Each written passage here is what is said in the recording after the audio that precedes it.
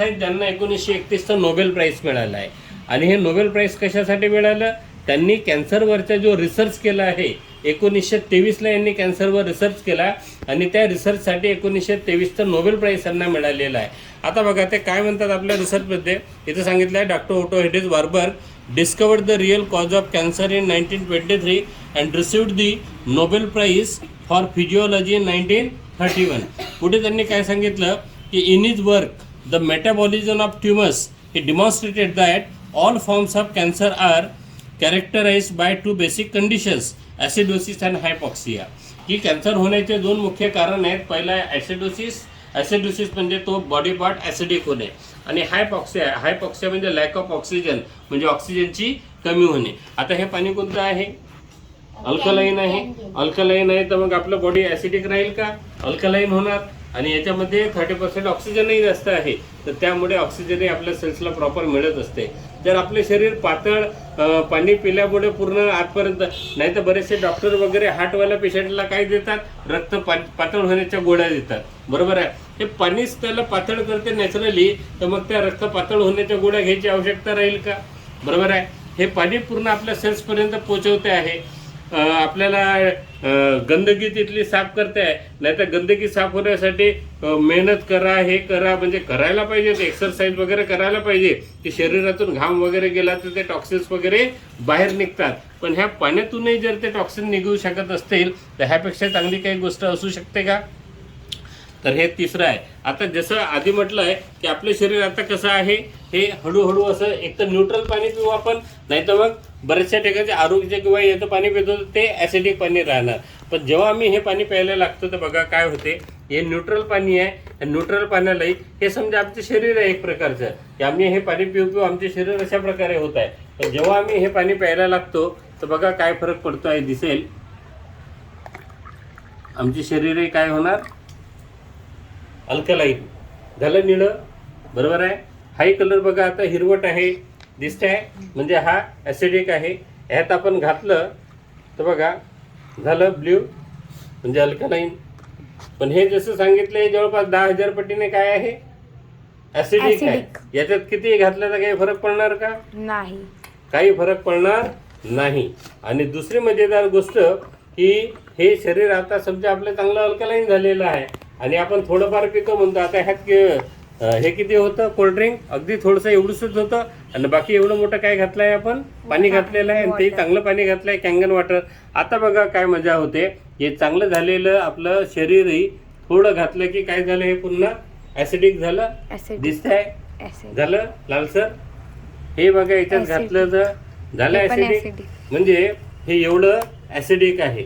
आता प्यायचं की नाही प्यायचं ते तुम्ही ठरवायचं आहे, बरोबर आहे बेटा. प्यायचं की नाही प्यायचं ते तुम्ही ठरवायचं आहे. तर अशा प्रकारे हे तिसरी हे आपण घेतली आहे की पहिलं पाहिलं होतं हा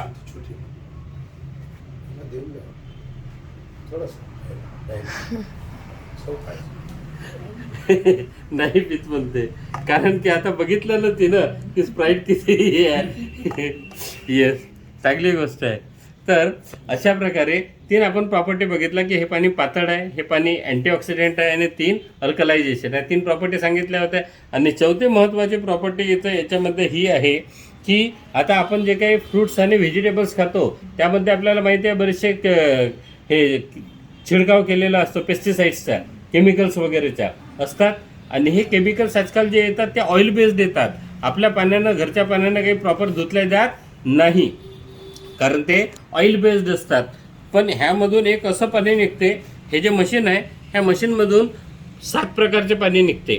त्यातून हे 3 प्रकारचे जे पाणी आहे 8.5 pH, 9 pH आणि 9.5 pH हे कुकिंग आणि ड्रिंकिंग करिता वापरले जाते, अँटी एजिंग करिता वापरले जाते. त्यानंतर जे आहे 7 pH हे सेफ्टी वॉटर आहे. थांबू थोडं. ह्या एकाच मशीनमधून 5 प्रकारचे पाणी निघत असते, 7 प्रकारचं पाणी निघते टोटल. तसं हे जे 3 आहे 8.5 pH, 9 pH आणि 9.5 pH हे ड्रिंकिंग आणि कुकिंग पर्पजसाठी वापरतात. हे अँटी एजिंगसाठी सुद्धा कामात येते.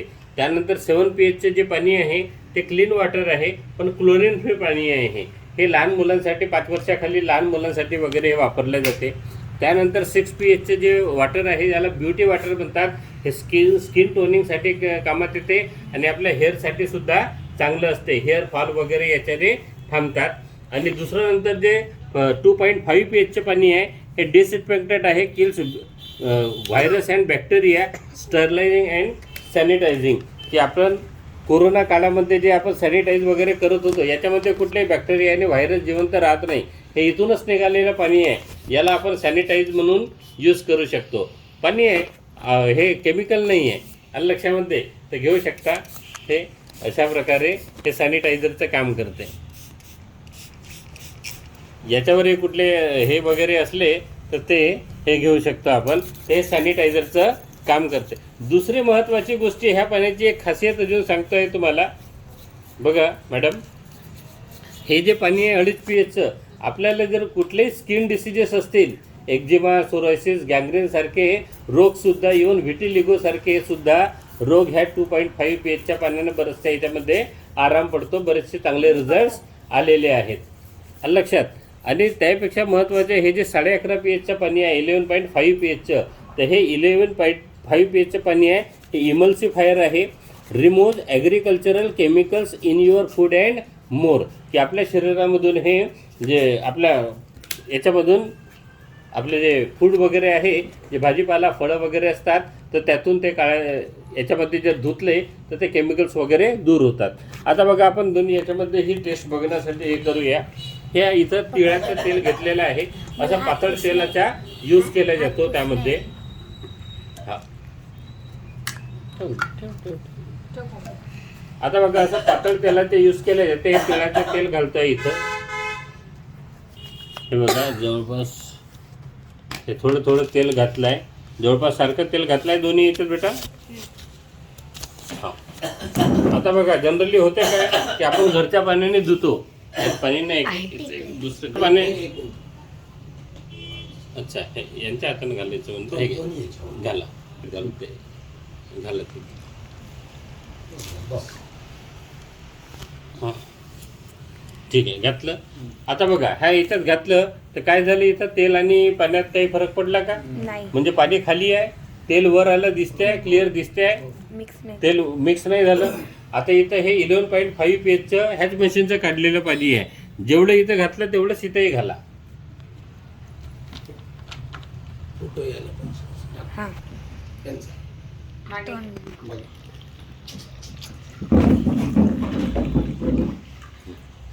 ठीक आहे व्हेरी गुड.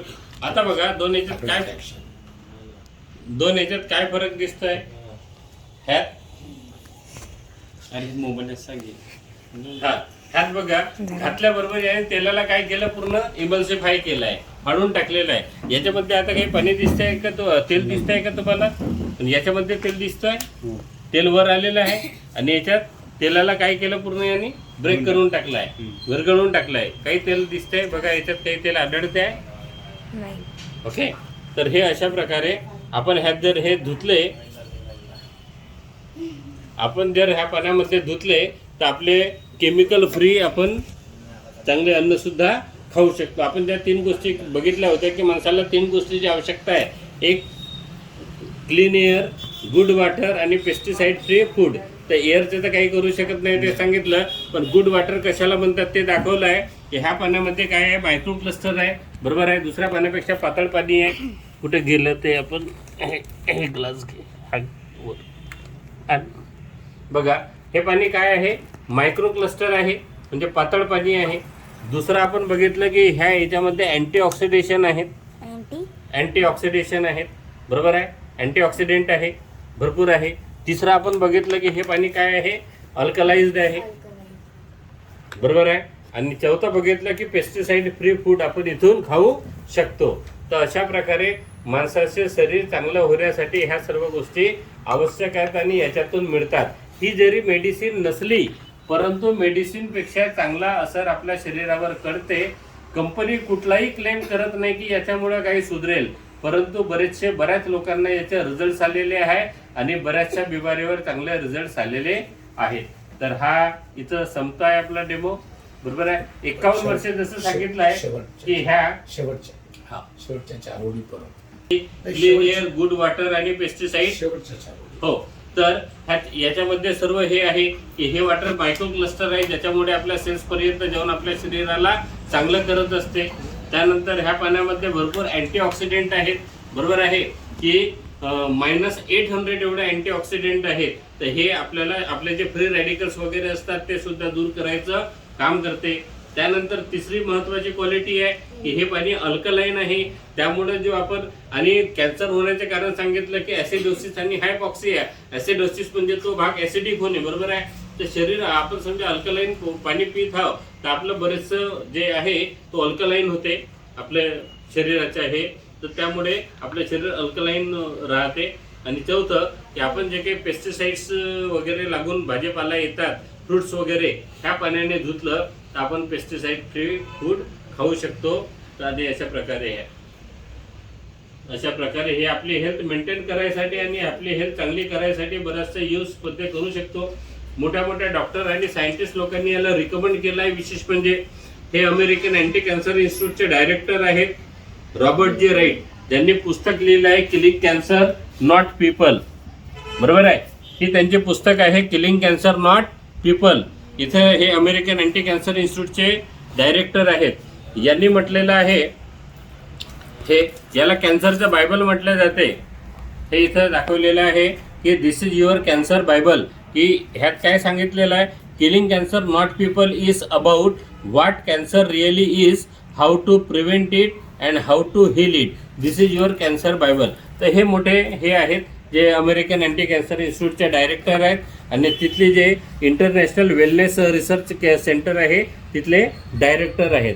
तर यांचं म्हणणं आहे बघा, हे तसं तर बऱ्याच ठिकाणी याचा उल्लेख आला आहे, पण हे पेज नंबर 168 वर खास करून म्हणतात. हे जे इथं दाखवलेलं आहे ते तिथं सांगितलेलं आहे की if I were looking for an electrolysis unit today I would choose the SD501 made by the energy company. I have explained most of my reasoning for this decision in earlier comments. The versatile multifunction SD501 is rather expensive at just under $4,000 but worth every penny and is simply the Rolls Royce of water ionizers. इथं सांगितलेलं आहे. दुसरी महत्त्वाची गोष्ट, हे कुठल्या इन्स्टिट्यूटचे director आहे, अमेरिकेच्या. हे मशीन कुठली आहे, जपानची. यांचा काही संबंध आहे का, काही संबंध नाही आहे. परंतु यांनी ते वापरलं, यांना जे रिझल्ट्स आले, याच्या पेशंट्सवर जे रिझल्ट्स आले, स्वतःवर जे रिझल्ट्स आले, तर त्यासाठी मग यांनी लिहिलं. नाहीतर आपण साधं काही लिहून देऊ शकत नाही, पण एवढ्या पुस्तकांमध्ये त्यांनी लिहिलं. आणि दुसरी महत्त्वाची गोष्ट पुन्हा त्यांनी लिहिलं की I have no financial interest in the energy company nor do I receive any remuneration for my recommendation. की ह्यासाठी मला काही पैसा मिळालेला नाही, माझा काही फायनान्शियल इंटरेस्ट या कंपनीमध्ये नाही. तर अशा प्रकारच्या बऱ्याच सायंटिस्ट लोकांनी हे केलं आहे. एक डॉक्टर हिरोबी शिंदे आहेत, त्यांनीसुद्धा याला हे केलेलं आहे, त्यांचेसुद्धा दाखवतो, त्यातही त्यांनी दाखवलं आहे. दुसरी महत्त्वाची गोष्ट, जपानीज गव्हर्नमेंटतर्फे ISO 13485चं मेडिकल किटचं सर्टिफिकेट मिळालं आहे, म्हणून याला मेडिकल डिव्हाइस म्हटलं जाते. 6,500पेक्षा जास्त जपानीज डॉक्टरांनी याला रिकमेंड केलेलं आहे. डायरेक्ट फॅक्टरीमधून येते. बरोबर आहे. जपानमधून 51 वर्ष ऑलरेडी झालेले आहेत. 11.5 pH आणि 2.5 pH, 11.5 pH आणि 2.5 pH प्रोड्यूस करणारी ही एकमेव कंपनी आहे. आयोनायझर्स दुसरेही आहेत, पण एवढं pHचं पाणी प्रोड्यूस करणारे दुसरे नाही आहेत. त्यानंतर 15 to 25 yearsचं याचं लाईफ स्पॅन आहे, म्हणजे 25पेक्षा जास्त वर्ष हे मशीन टिकते आणि 5 वर्ष याची वॉरंटी आहे. असे सर्व आहेत. हे असे वेगवेगळे सर्टिफिकेशन याला मिळालेले आहे. वॉटर क्वालिटी असोसिएशनचं गोल्ड सील आहे. त्यानंतर ISO 13485चं सर्टिफिकेशन आहे. बाकी FDA, FSSSI वगैरे, हलाल वगैरे हे जे सारे आहेत हे बरेचसे सर्टिफिकेशन्स याला आहेत. आता सर्वात महत्त्वाची येते याच्या किमती किती आहेत. तर याच्यात जे सर्वात ज्युनियर मॉडेल आहे, सर्वात बेसिक मॉडेल आहे, हे 4 प्लेटचं आहे. त्याची किंमत आहे 2,18,000. याच्यामध्ये काही हे नसते, काय म्हणतात त्याला, फिल्टर वगैरे असं हे नसते. ते जे हे लावले असतात ना आपल्या आरूमध्ये वगैरे, तशा प्रकारे नसते. याच्यात असतात प्लेट, टिटॅनियमचे प्लेट्स असतात आणि त्यावर प्लॅटिनमची कोटिंग असते. तर ते प्लॅटिनमचे कोटिंग असलेले टिटॅनियमच्या प्लेट्स असतात. तर हे 4 प्लेटची जे मशीन आहे ते 2,18,000ची आहे. आणि सर्वात जास्त चालणारी जी मशीन आहे SD 501 ती आहे 2,77,000ची. 1,500 रुपये जनरली कुरिअर चार्ज वगैरे द्यावा लागतो. नंतर सर्वात मोठा मॉडेल जो आहे तो 3,97,000चा आहे. तर अशा प्रकारे आहे. म्हणून म्हटलेलं आहे की आतापर्यंत तुम्ही कोणतं पाणी पित होते 250 प्लस